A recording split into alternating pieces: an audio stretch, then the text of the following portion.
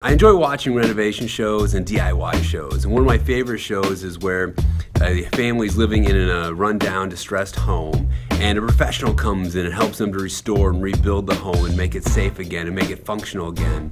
And I love to see this transition from old to new, and to see that people work towards that and are part of building that. And this reminds me of what God does in us. God comes into our life and changes us and makes us new. In 2 Corinthians 5:17-19, it says this: "Therefore, if anyone is in Christ, he is a new creation. Old things have passed away. Behold, all things have become new. Now all things are of God, who has reconciled us to himself through Jesus Christ, and has given us the ministry of reconciliation. That is, that God was in Christ reconciling the world to himself, not imputing their trespasses to them, and he has committed to us the word of reconciliation."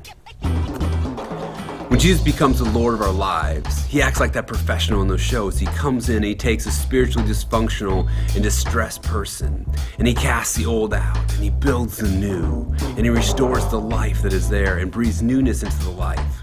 And not only that, as we put away the old, but in the new, we begin a purpose. We get a purpose of something to do, what's called reconciliation. That's bringing people back into a right relationship with God. And we get to work in and through that ministry, and we get to have purpose through that.